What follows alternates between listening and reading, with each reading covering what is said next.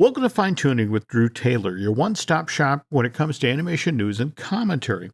I'm Drew's co-host, entertainment writer Jim Hill, and he and I are recording this week's show on Friday, May 6, 2022.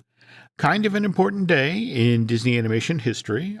It was on this day back in 1916. Adriana Caselotti, who would eventually voice Snow White for Walt, she was born back in your neck of the woods, Drew, Bridgeport, Connecticut. She was born in Bridgeport? Good Lord. Bridgeport, yeah. Yes. Have you ever been to Bridgeport, Jim, in your travels? I had wanted to go. They have the P.T. Barnum Museum there. Yes. In a really cool building by the highway, and I had actually made plans to go visit. And then they had that hellacious storm that actually damaged the museum.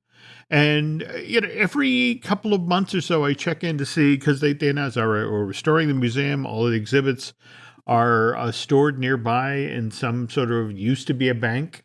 But yeah, I've been dying to go there forever. One day we'll make it to Bridgeport, Connecticut, Jim. When I'm up there and you're up there. Cool. No, I'd love to do it. I'd love to do it. Okay. Also on this day in 1940, Walt Disney Studios completed its move from Hyperion Avenue over to those state-of-the-art digs that Walt had built along Riverside Drive in Burbank. And then finally, a sadder note, 2005, it was on this day we lost Disney legend Joe Grant. He was 96 when he passed away and was still working for the company. In fact, the very last film he worked on, 2005's Chicken Little, was actually dedicated to him. You also have a little bit of animation news, right? Yes, it's the final Amphibia, which I know that we're both big fans of Amphibia. We are, yeah.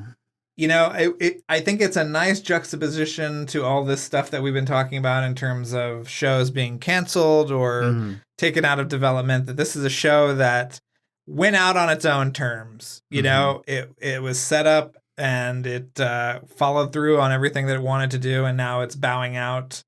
So yeah, the third season ends and the series ends next Saturday. So I got to talk to Matt Braley. Maybe we can break some of that down next week ahead of that the would be great. Finale. That would be great. Yeah. I did see, was it Matt who was talking about things were left just open enough that he was hoping for a Gravity Falls Amphibia Owl House crossover at some point, which let's do it. I think that's a great idea. There's a book coming out, Jim. You know, we love our Journal 3 from Gravity Falls. So there is a fully illustrated Amphibia that kind of tells things from another character's point of view that we get into in our conversation. So, you know, the lone piece of Amphibia merchandise out there. Wow. Oh, cool. All right. Well, again, folks, we got a lot of news this week. And as always, the news portion of Fine Tuning is brought to you by Storybook Destination, trusted travel partner of the Jim Hill Media Podcast Network. For a worry-free travel experience, please book online at StorybookDestinations.com. This past weekend, DreamWorks Animation's Bad Guys was number one at the domestic box office. Again, second weekend in a row. To date, it has sold $47.8 million in North America, $82.6 million overseas, for a worldwide total of, $130.4 million. Bad Guys was able to have a great second weekend, but face it, they're fighting quite a headwind this weekend with Multiverse of Badness, which, did you see the numbers for just the Thursday night preview screenings? 36 million worth of tickets. And just today, the trades are reporting that the opening day of Doctor Strange 2 was going to do 85 million in North America alone. That's crazy. That puts them over $120 million already. And weren't they initially just sort of lowballing it, that to the effect of, we think 175, maybe 200 for the opening weekend? It's just crazy that we're talking about these numbers for a Doctor Strange movie that is the sequel to a movie that came out in 2016. But yeah, it is. Yeah, I think I don't know. I want everybody to be kind of like, you know, to just chill. However much it makes is great. You know, it's just, we've never seen a movie like this that's been a sequel to not only the Doctor Strange movie, but the Spider-Man No Way Home and WandaVision. I mean, this is a movie that's a sequel to a TV show. It's pretty interesting in that respect. That's quite a Venn diagram you got going Yeah. there. In a weird sort of way, maybe this would work out for bad guys. Face it, if people go to the movie theater and they want to see Doctor Strange, but all of the screenings for the day are now sold out, they got to watch something. Yeah. And it's also very scary, so I feel like it's a little bit more intense than your normal MCU movies, so that'll make maybe the families can veer towards bad guys. I'm very interested in seeing, too, if it will show up on Peacock soon. They talked about, I think Trolls was in the theater for 16 days or something, and something like that. Most of the things are going on Peacock after 45 days, so I'm very interested to see what'll happen there and if that'll impact things. Right now, it's on track to pass the theatrical release of Boss Baby Family Business, but Boss Baby was in theaters and on Peacock, wasn't it? Yes. Okay. So, yeah. Quick question. Again, you go to the multiplex this weekend, and Doctor Strange is sold out. Given what you've just seen of the Sam Raimi film, would it be a better choice to, say, go see Everything Everywhere All at Once? Would that be the equivalent visually, or? I mean, that's an amazing movie, and they probably did it. I think Jamie Lee Curtis was joking that they did it on the catering budget for Doctor Strange. So what they were able to accomplish. I mean, I talked to the visual effects guy who was one of 5 people on the movie working on visual effects. That's crazy. And it's just amazing. You should watch it, Jim. It's a really wonderful film. Just to see the world where everybody has hot dog fingers. Yes. Yes. All right. And that is definitely one you do not take the kids to. So, okay. All right. Duly noted. All right. So we're just talking MCU. So it's only fair that we pivot to the DC side of the street. And this past week, we got a brand new trailer for DC League of Super Pets, which looks fun-ish. No disrespect to Jared Stern. He's the guy who's helming League of Super Pets, and Jared has proven in the past he can make DC characters funny. This is the guy who wrote the Lego Batman movie. But these trailers for DC League of Super Pets, I just don't get who the marketing team is trying to convince to come show up for these movies. I mean, it's just, I get that kids like toilet humor, but where are we going here? But if you look at the July 29th release date, that says this is a film that the studio has enormous confidence in. I mean, that's right in the middle of summer blockbuster season. I want the Super Pets thing to work, and I do honestly have an interest in seeing what Keanu Reeves does with Batman's voice, but what about you? Well, I think the look is very off to me. Like, it's done by, the animation is handled by Animalogic, who I think are some of the great sort of animators in the world. They did Happy Feet and the Lego movies. And I don't know, it's very, like, the fur. I mean, maybe this is because I spend all day looking at my dog's fur up close, but there's really nothing kind of like furry about them. Like, you look at May in Turning Red when she becomes a panda, and you just want to hug her. Like, you want to reach into the screen and hug her. And there is just nothing like that. It's really weird. They're just kind of slick and antiseptic. And I agree that the humor is very toilet centric. And yeah, I wonder, I hope it's going to work. I know that Warner Brothers is super proud of it. I mean, the weird thing too is that Warner Brothers only has 2 movies opening this summer theatrically. That and Elvis. So, yeah, I don't know. I want it to work, but yeah, that trailer did not instill a lot of confidence in me. Warner Brothers Animation actually does an amazing job with its line of DC home premieres that it regularly releases through Warner Brothers Home Entertainment. In fact, we got another one of that series earlier this week, Constantine, The House of Mystery, that hit store shelves on May 2nd. And did you get a review copy of this? Did you get to see it? Or? No, I didn't. I watched Catwoman Hunted, which is now on HBO Max, which is really, really fun. It's kind of like the Lupin. It's complete. It's Japanese animation, and it's like the Lupin take on Catwoman, and it's super fun. You should really watch it, Jim. I think you'll have a really great time. Yeah. On the other hand, Constantine, The House of Mystery, This picks up where Justice League Dark Apocalypse War, which Warner Brothers Home Entertainment released 2 years ago on May 5th. And in this home premiere, Constantine sends a flashback in time to create a new Flashpoint. And then Constantine wakes up in the House of Mystery with no recollection of how he got there. And each room he enters, he's set upon and murdered by his friends who are now demons, which to me still sounds... This is this movie, or is that Justice League Dark? This is Constantine House of Mystery, which again, him being murdered by his super friends, that still sounds better than listening to Batman's dog talk about how bidets are drinking fountains for dogs. So, yikes. Quick question. The folks who do the DC home premieres, are they actually on the Warner slot? I mean, I know the folks who do Disney television. All right, I'm getting the name wrong again. It's Disney branded television, right? Well, I think, what did you tell me, Jim? That Disney television animation is now a part of Disney branded? Like branded is the superstructure? Again, the material I get from them, it toggles back and forth. They seem to be interchangeable.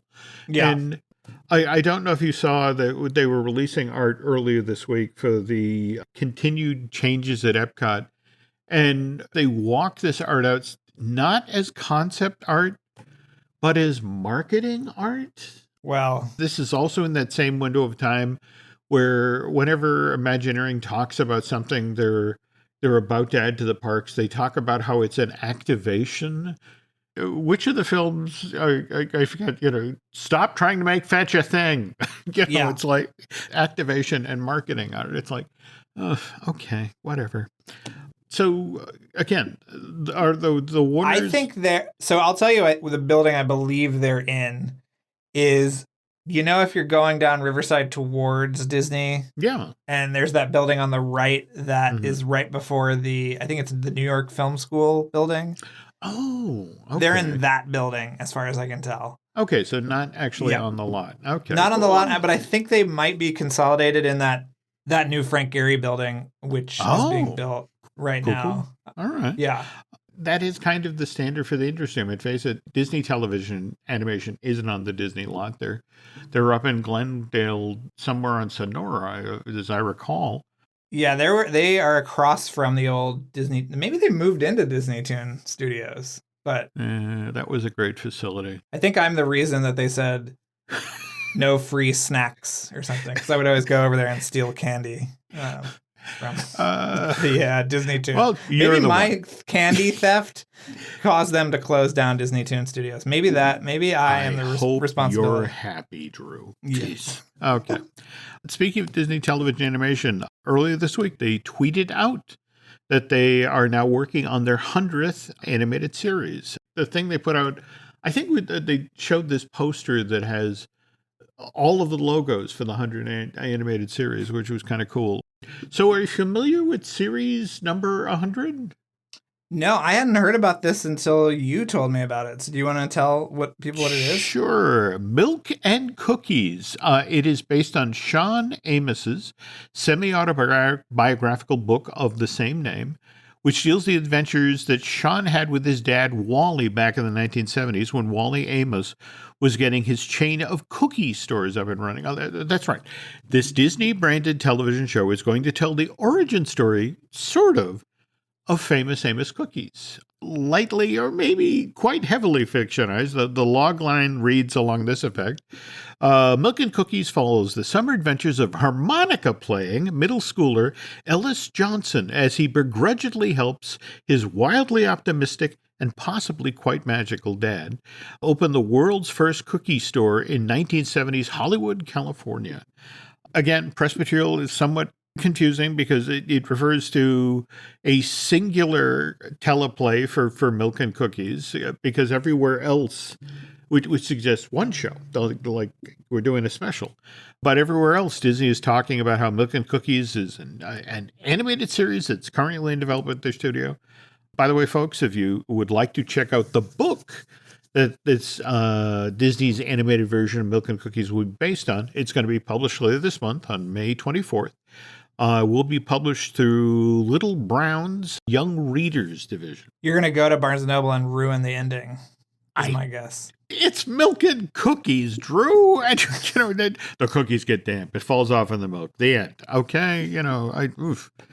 Well, as long as we're talking about animated series, last month, Drew, you wrote that amazing story for The Wrap about Netflix stopping development production on 5 of the animated series they had in the works. I was really startled when I discovered that one of these shows, Dino Daycare, came from Chris Nee, the woman who brought us Doc McStuffins. Did you see the statement she put out after? Yeah, that wasn't in my piece. I think that was in one of the follow-up pieces. I only talked about 3 shows in mine, but since that came out, I think there have been several more shows that have kind of bubbled up that they're stopping production. But her show seemed like a no-brainer. I think it's the woman who did Doc McStuffins, and it's dinosaurs in a daycare center. Yeah, it's the world she was talking about sounded very cool. Like it sort of sounded like Good Dinosaur-esque almost, where the dinosaurs were kind of like growing up alongside people, and it was about a girl who wanted to take in these kind of dinosaurs, misfit dinosaurs in this daycare, which I thought sounded so cute, and I'm sure would have been really great. Can you imagine the executives at Walmart and Target right now, who are sitting in their offices drinking because they aren't going to get to sell the Dino Daycare lunchboxes, plush, T-shirts? I think you're giving Netflix too much credit there, Jim, considering how poor a job they've done to merchandise their other shows, which was an area of contention to the creators that I talked to during my investigation. Is that there's no consumer products, there's no marketing tie-ins, unless it's the only thing they really do that with is like Stranger Things and maybe Bridgerton. So maybe that's a reason. Maybe, she didn't want it on Netflix if there was not going to be any kind of ancillary stuff out there. It's so weird that you said it, because I was in Target and there was 30 to 40 different Stranger Things products. So they can do retail when they want to. But again, something like a Dino Daycare would have been no-brainer, doesn't even describe it. But they're a strange company. In fact, I saw you earlier this week on social media commenting on Netflix's response to your Wrap story. Can you talk about that? Yeah, Jim. So they responded to my piece basically by having a really hastily written blog post that they put up. But what was interesting is that a number of the shows that they cited as being like these exciting new Netflix shows are all licensed. They are like, Boss Baby and Sonic and Dragons and stuff like that. But the other thing is that the Me and My Human, or whatever that one is called, that one was actually in development alongside Centaur World and City of Ghosts. So that show is actually not a new show that's coming out. That is an old show that they just have not released yet. So it was a little bit of a disingenuous response. And I will say that when I wrote the article, I told Netflix, listen, if you want to refute this, give me 5 shows to announce that are very exciting and cool. Now, this is not to say I don't think there are any. I hope that there are some exciting shows coming out, but I don't think that press release really calmed people down, especially when there were reports coming out earlier this week that Meghan Markle's show got canceled. It's like, well, nothing is safe over there. Well, again, it's Netflix. Their version of We Don't Talk About Bruno is We Don't Talk About Cancellations. So, speaking of Encanto, that Walt Disney Animation Studios film had been bubbling up in interesting ways, which Drew and I will discuss on the second half of today's show. Tito's Handmade Vodka is America's favorite vodka for a reason. From the first legal distillery in Texas, Tito's is 6 times distilled till it's just right. And naturally gluten-free, making it a high-quality spirit that mixes with just about anything. From the smoothest martinis to the best Bloody Marys. Tito's is known for giving back, teaming up with nonprofits to serve its communities and do good for dogs. Make your next cocktail with Tito's. Distilled and bottled by 5th Generation Inc., Austin, Texas. 40% alcohol by volume. Savor responsibly. I know you and I talked about that heavily hyped version of We Don't Talk About Bruno that they did on the Academy Awards back in March, right? That was terrible. It was terrible. It was absolutely terrible. It was. But did you see the version earlier this week that was done on American Idol? They did a Disney night. No, I mean, I'm very aware of Disney Night, but I did not know that they did We Don't Talk About Bruno. How was it? They started the show with it, and it was actually surprisingly good. But to be honest, probably one of the reasons it was surprisingly good is it featured Adassa, the voice of Dolores, and Rene Felez. He's the voice of Camilo from Encanto. And Adassa has really been making hay while the sun shines here. She also appears in a video version of We Don't Talk About Bruno, which was done by the Brigham Young University Vocal Point Group. I guess it's a young performers group, but it's up on YouTube right now. It's really quite cleverly staged, especially the final portion of the song. And Adassa did, in fact, have a career as a singer prior to Encanto. I mean, she had 3 albums. She had songs that had considerable airplay and spent some time on the charts. And she's collaborated with Missy Elliott. But now that the continuing popularity of We Don't Talk About Bruno is suddenly thrust Adassa back into the spotlight, and she is happily saying yes to whoever wants to have her come sing Dolores' part in that song again. I think the BYU performance, Jim, will be a nice counterpoint to the Under the Banner of Heaven series on Hulu. A nice kind of a whole Mormon night there. Yeah. Oh, dear. Interesting that she's becoming a celebrity of sorts on the back of Encanto, because the only real name actor in that cast, I would argue, is John Leguizamo, the voice of Bruno. And you know, it used to be that you saw a lot of big name celebrities doing animation, and it's not that people are completely stepping away from this. I mean, we're just weeks out from when Lightyear opens, and Chris Evans voices the title character in that.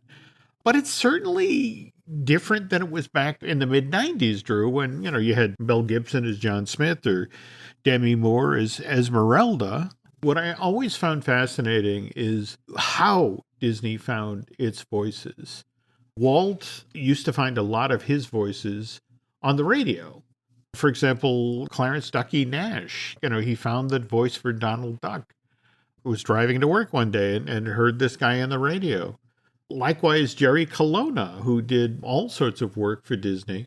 He was, you know, a part of Bob Hope's radio show. And that was like, ooh, there's the voice for the March Hare, or ooh, there's the guy we need for our railroad cartoon. Whereas when we got to the 1960s, Walt really did cast out of the TV Guide. Have you ever heard the story about how Dean Jones got hired by Disney? No, I mean, I assume that there was some kind of trap in the forest, and Dean Jones just walked by, and they kind of kept him in the back of one of the stages. But no. He did do quite a bit of work for Disney, but yes, in the weird sort of way, it may have been the laziest piece of casting in the history of Hollywood. The Wonderful World of Color aired on television on Sunday nights on NBC, starting at 7:30. Well, NBC had a half-hour sitcom for 2 years in front of the show called Ensign O'Toole that Dean Jones starred in. And the show really didn't do all that well, and eventually it got canceled, and Dean's like, what am I going to do next? And he gets this call from Walt Disney to the effect of, hey, can you come into the studio? And, you know, we're going to do this thing called That Darn Cat. And I enjoyed seeing you in the show before my show. So, hey, why don't we work together? And it was just sort of like, Dean was like, you know, if my show I would have never gotten hired by Disney if my show hadn't run before his show. And Walt would tune in, say, for the last 10 or 15 minutes, you know, we were waiting for his show to come on. But yeah, I mean, if you look at the animated features during the 60s, they're Ava Gabor and Pat Buttram, you know, who did their first work for Disney in Aristocats. I mean, this is when they were both on Green Acres. Even after Walt was gone, that then became the tradition at Disney about what would Walt do? It's like, well, Walt cast people off of television. So let's get, you know, Bob Newhart to be Bernard for The Rescuers. And it was only when Disney reached out to Howard Ashman to come work on The Little Mermaid that things changed. Then the company began, you know, looking at, you know, I mean, Howard newest friends from Broadway. In fact, Jodie Benson, the voice of Little Mermaid, she had been in Howard's show, the Smile, the thing he was doing with Marvin Hamlish, that had a really short run on Broadway. In fact, Jodie's big song in Smile is a number called Disneyland. You ever heard the song, Drew? No, I've never. I did. I want to watch the original movie that Smile was based on as well. I know somebody put it out on Blu-ray recently, so I might have to do some digging on Smile. You know, I love me some Howard. Yeah, so. it's a pretty cynical comedy from the 70s about the beauty pageant game. Even during that period, Disney was still trying to sort of revert to its old playbook. When Howard was looking for somebody to voice the Sea Witch, well, you know the stories about B. Arthur, right? I had not heard this, but I mean, it makes perfect sense. Disney has this new big hit, The Golden Girls on NBC. And the notion was, oh, we got the Sea Witch, and and Bea had done Broadway. I mean, she was in the original Mame.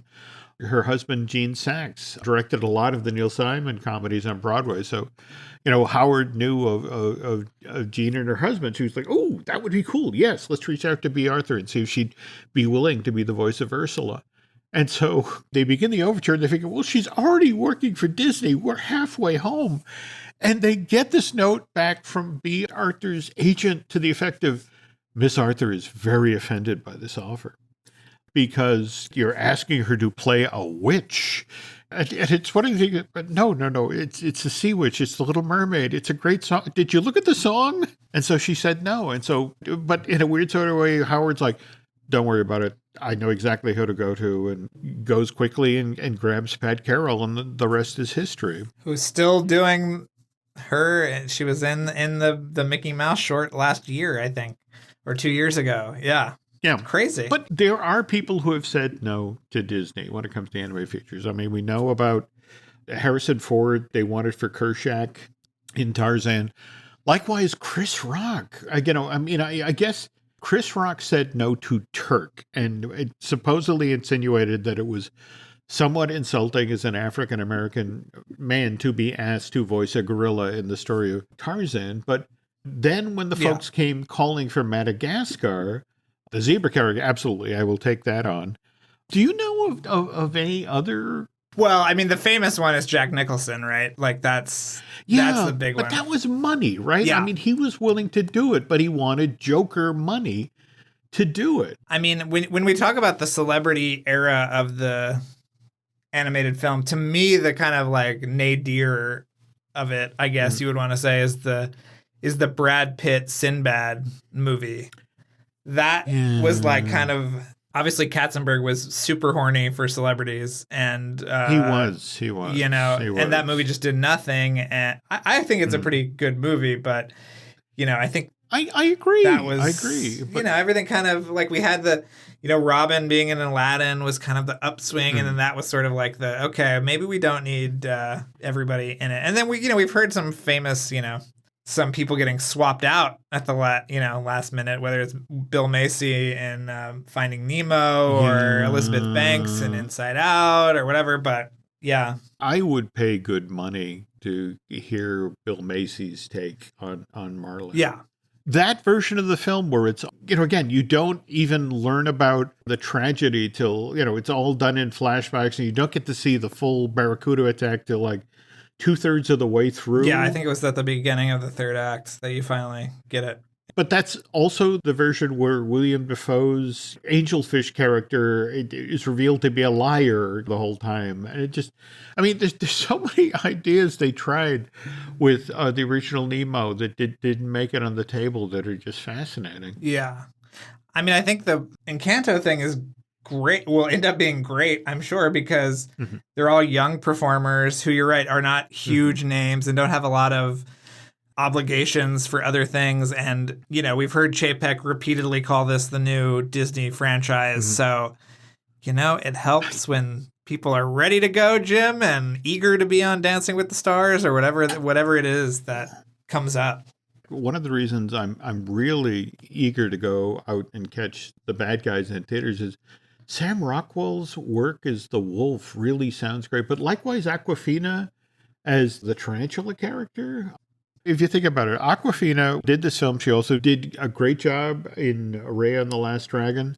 Likewise was a lot of fun in Shang-Chi and the Legend of the Ten Rings. And do you remember how Bette Midler was in everything for Disney in the 1980s? I mean, Jim, who could forget the classic short film, The Lottery, filmed on location at the Disney MGM Studios, a movie I still don't believe exists completely, but I actually saw it. And in fact, I just came across a great story of when Gary Marshall was shooting this thing on the back lot.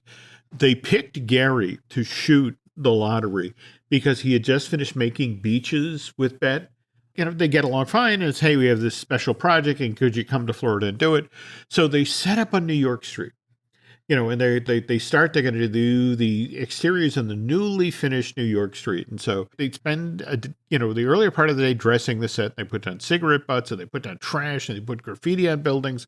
And so they finish shooting for the day, and it's like, okay, that's a wrap. And they put up the signs, hot set, and they go home.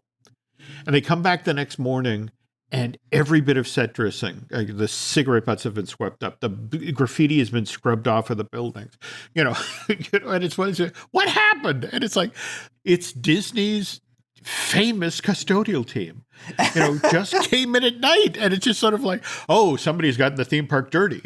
And they and it's like, no, the theme park is over there.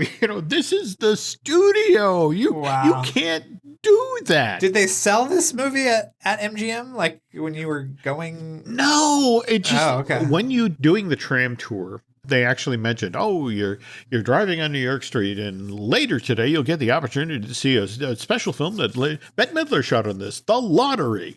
And so then you watch The Lottery, and then there was literally, Drew, there was an entire soundstage space where and you have to remember the way that the backstage studio tour worked is you had these tour corridors that were 2 and 3 stories off the floor that could look down into the soundstage spaces, and they actually had louvers that they could open and close just in case the cast and crew were feeling self-conscious. Lower the louvers but you're on the second and third floor. But in order to get down to the theater where they showed the Michael and Me film, and then would show you coming attractions for the very next things Disney was doing, they had to create a way for you to walk down from that second and third corridor space down to the ground level. And what they did is it was these series of ramps that took you past costumes and sets that you'd seen just seconds before in the Lottery film. It's like, oh, there's the subway set, or oh, there's the inside of Bette's apartment as a music teacher. And but it was the way the Imagineers got you back down to the ground level. And then I think at this point you got into the post section. I mean, this was the place where you saw the sound design film.